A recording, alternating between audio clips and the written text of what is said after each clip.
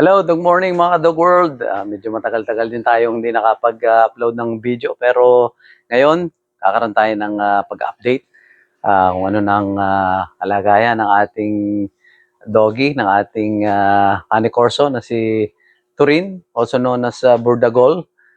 Merong mga ibang nag-request na patuloy daw nating i-vlog future si Burdagol hanggang sa siya lumaki. So ito na, tingnan natin, ito na siya.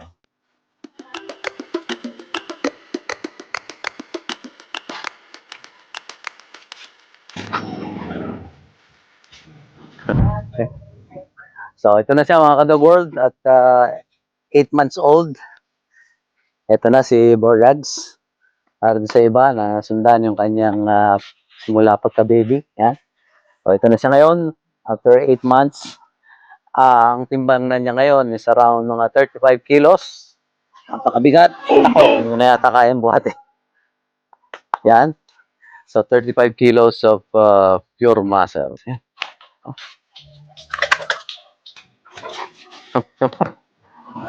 Wow!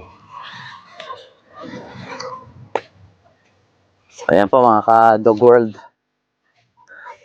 Ang lapad ng kanyang tawan. Yan. At dahil bata pa siya, hindi pa masyado lumalabas yung muscle niya. Pero ayan, makikita na natin. So, para naman doon sa kanyang pagkain, minsan binibigyan natin siya ng raw. At minsan yung kanyang kibol, yun pa rin ang kanyang pagkain. Holistic puppy pa rin. Siya ay puppy pa rin. Consider pa rin siyang puppy. Dahil mag-consider lang sila na adult pagka mapunta sila ng at least mga 2 years old. O siguro sa iba, mga 1 year and 8 months, 6 months. Pero ito ay talagang bata pa siya dahil 8 months pa lang ito. Kaya kailangan pa niya nung mga nutrients na binibigay nung puppy food, puppy kibble. Kaya hanggang ngayon ay puppy dog food pa rin ang binibigay natin para mas may boost yung kanyang paglaki. And then occasionally, nagbibigay tayo sa kanya ng mga raw diet, chicken feet, chicken head, chicken gizzard, mga raw na parts ng chicken. And then, sige, yan, punta tayo sa kanyang kulungan. Medyo, come.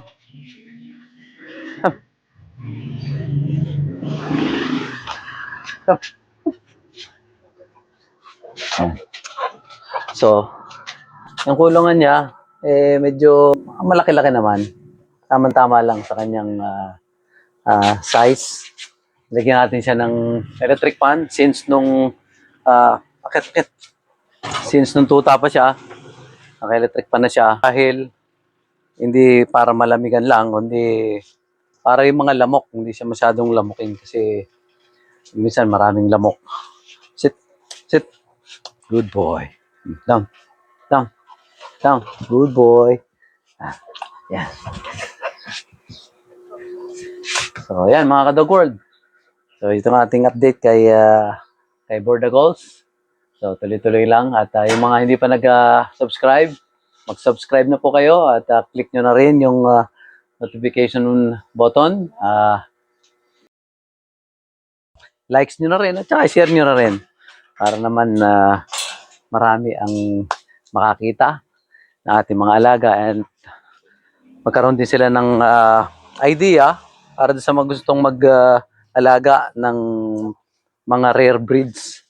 Lalo na yung mga giant breed, mga dominant breed. So very important na before kayo mag-engage sa pag-aalaga ng mga ganyang klase ng aso, kailangan meron kayo at least basic knowledge kung paano sila alagaan at paano sila palalakihin. Yung pros and cons na para doon ay panoorin nyo na lang yung ating video about pros and cons ng pag-aalaga ng Cane Corso. So okay mga ka-Dog World, ganun na lang. Next time ulit. Bye-bye!